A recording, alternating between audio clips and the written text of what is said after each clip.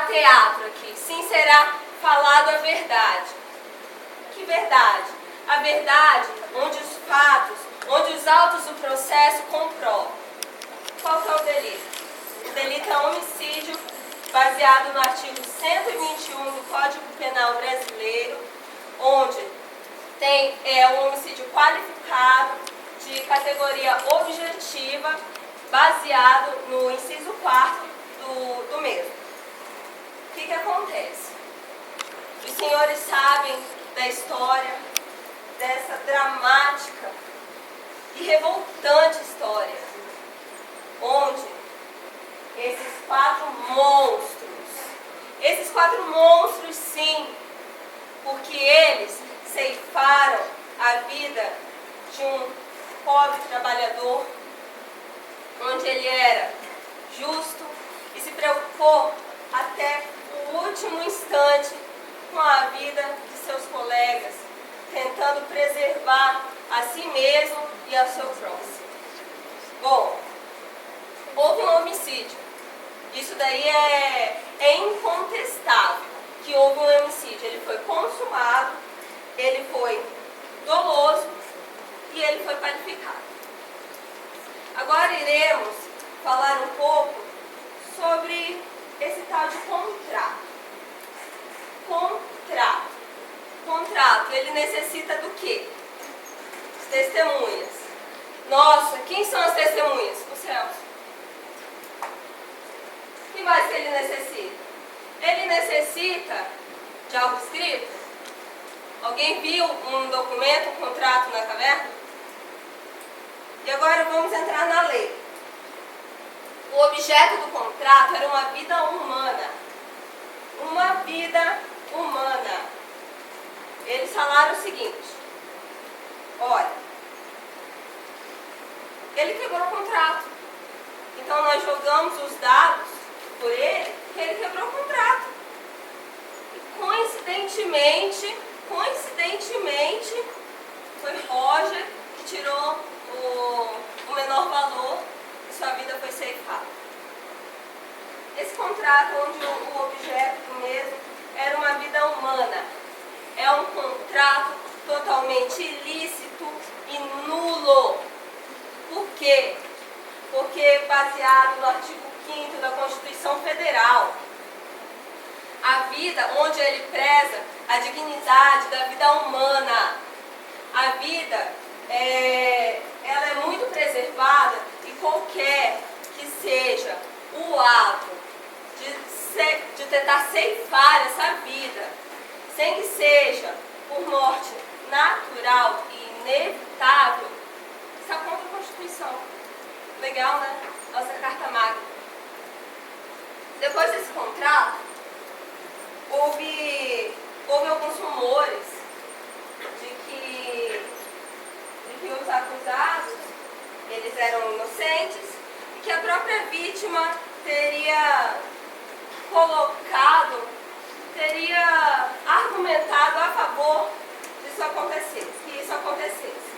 Primeiramente, nós iremos provar para os senhores que esse homicídio ele poderia ter sido evitado.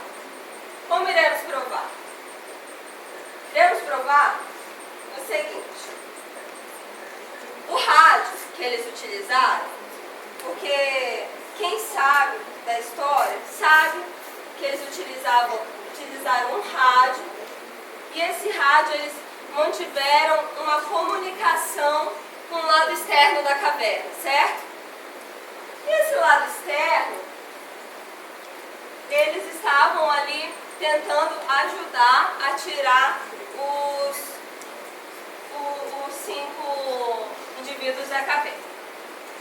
Esse rádio, ele não era de voz, porque na época não existia esse rádio que emitia sons, eram rádios de mensagem. Quem me garante que era realmente Roger que estava enviando aquelas mensagens? Quem nos garante, senhores, que o Roger já não estava preso, açoitado? garante quem enviou essa mensagem? Quem nos garante que não foi um desses 4 réus aqui, senhores? Segundo, por que não se identificaram nas primeiras mensagens? Aconteceu o seguinte, eles começaram a estabelecer o contato, e nesse contato, as primeiras mensagens, ninguém se identificou. É incrível como nas mensagens convenientes estava lá, Roger. Só nas mensagens convenientes. Não é muita coincidência, não? Será? Terceiro, a endocrinologista Rosana Rononix, ela fala, e essa tese, ela até comprovada pelo estudante Scott, que é um estudante de medicina americano, que tem um livro que ele escreveu, Perdido no Himalaia. Esse livro, Perdido no Himalaia, ele ficou 48 dias, sobrevivendo esses 48 dias só com uma lagarta. Ele sobreviveu com uma lagarta. Ele foi um homicídio, né? Aí, ele nesse livro, e baseado nas teses dessa endocrinologista renomada, a partir do 20º dia, a pessoa não sente mais fome. A partir do 20º dia sem comer, a pessoa não sente mais fome. Sabe por quê? Porque o organismo, ele começa a liberar deliberadamente uma produção excessiva de cetonas nos índices de gordura. E isso inibe a fome da pessoa. Em qual dia, segundo o relato dos acusados, condenados, porque de primeira instância eles são condenados. Nós já estamos na segunda instância. Segundo os relatos do mesmo, o que aconteceu? Os mesmos, eles pegaram e falaram que não tinha condição de sobrevivência. Não tinha condição de sobrevivência. E no 23º dia, peraí, no 20º dia você não sente fome. No 23º dia você mata seu amigo? No 23º dia você mata seu amigo para você comer ele? Bom, eles estavam sem fome, certo?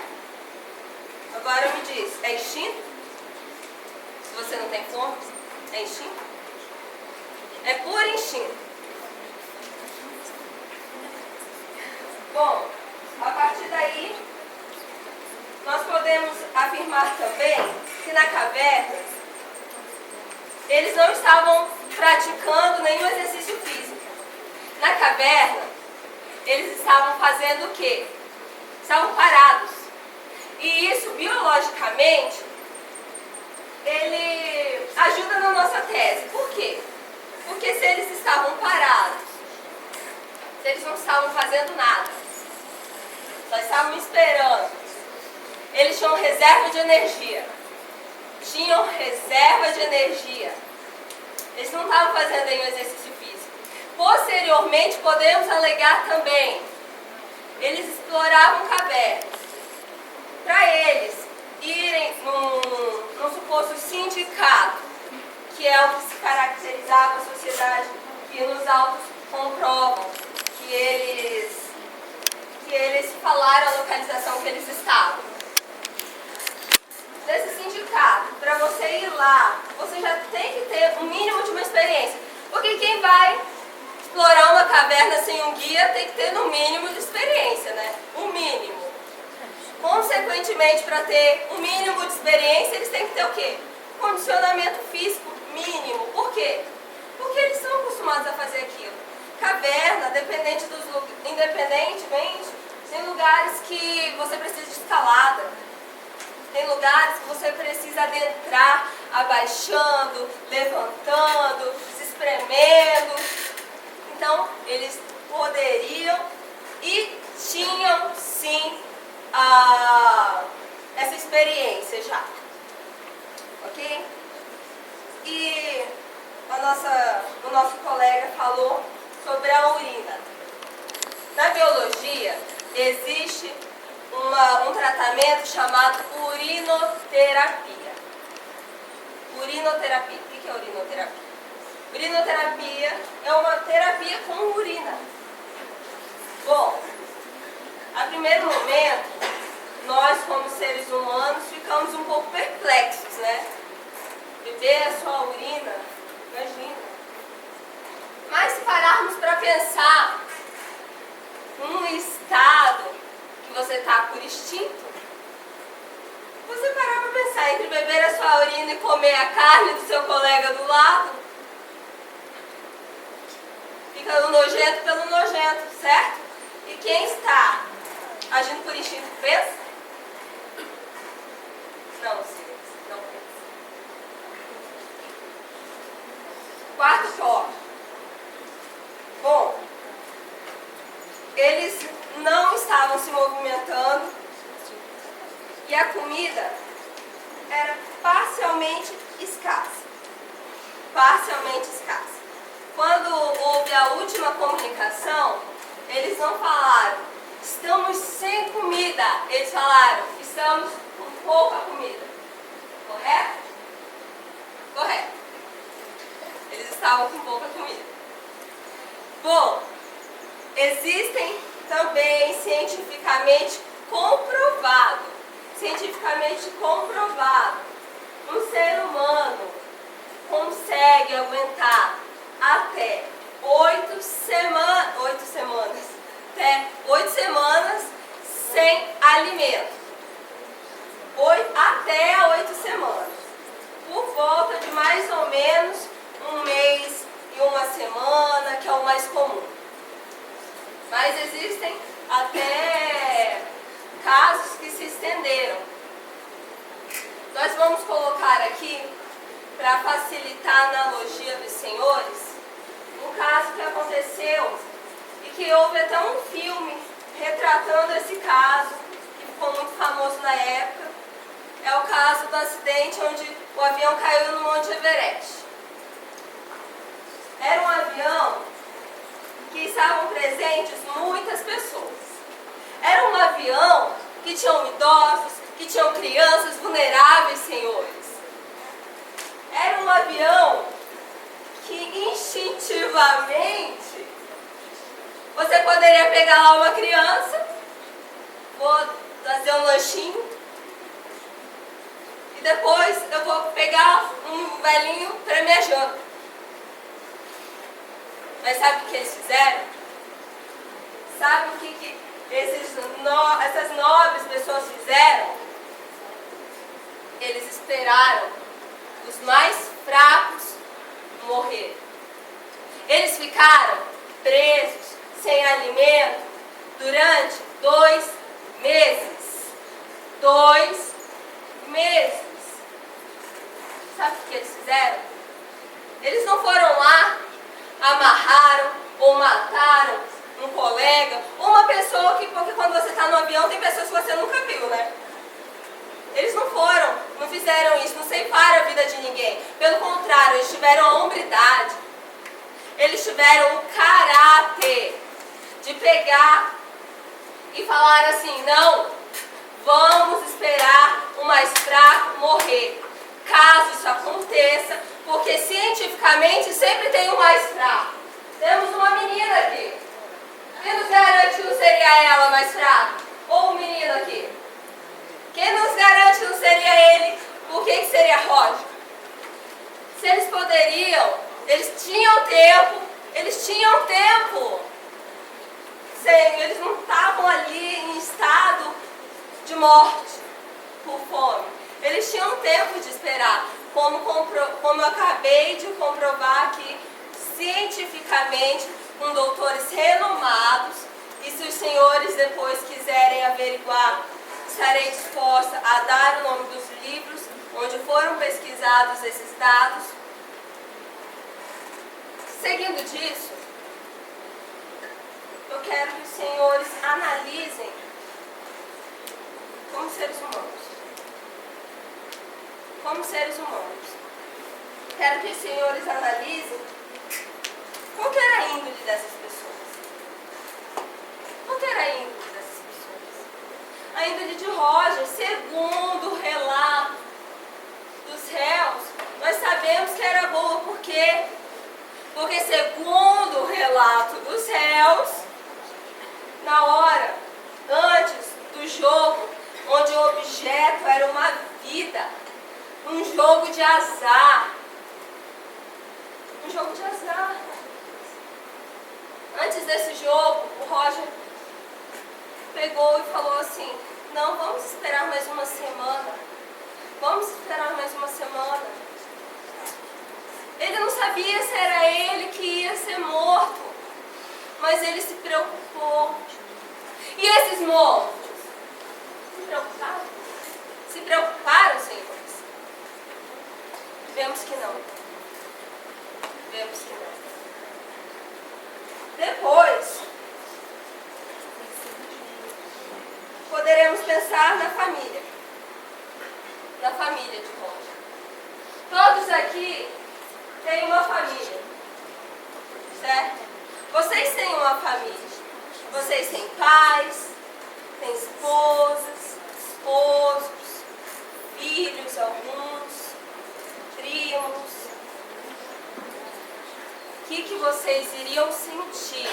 Eu quero que vocês não se coloquem como a família, como a mãe de Roger, como a esposa de Roger, que não poderá nem velar o seu filho. Sabe por quê? Porque ele está dilacerado. Dilacerado. Porque ela não pode nem reconhecer o seu próprio filho. Ela não pode. Como que vai ficar as condições psicológicas dessa mãe, dessa família? Como? E agora, eu vou começar contestando um pouco do relato dos réus. Como, por exemplo, uma história, quando ela é verídica, você não tem brecha, certo? Essa história, ela tem algumas dúvidas que precisam ser esclarecidas. Sabe por quê? Porque é muito estranho. Eles falam que a primeiro momento eles recusaram. Não, eu vou ceifar a sua vida, vou comer uma pessoa. Não, imagina. E Roger, articulando com uma ótima argumentação, convenceu os 4 a jogarem um jogo de azar, como o objeto era sua vida, e deu os dados, porque os dados eram de Roger, e seguido. Como assim? Eu te dou os dados, ó, joga, mas eu não quero mais participar. Ele tinha acabado de dar os dados. Não é uma contradição aí? Não há uma contradição? Porque, ó, Roger acabou de dar os dados. Aí ele pega e fala assim: não quero mais jogar. Eu desisti. Não há uma diferença muito grande de ideias aí? Isso daí é estranho. É estranho. E se nós juntarmos ainda com o que eu falei anteriormente, das mensagens? Por que desde o primeiro momento o Roger nos identificou? Porque, como eu me cumprimentei aqui todos, como nós sabemos, em uma apresentação, nós o quê? Nos identificamos.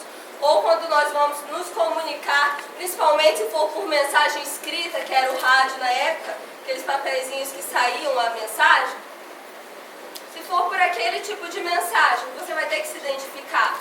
É automático. Ele não se identificou. Engraçado, ele foi se identificar quando?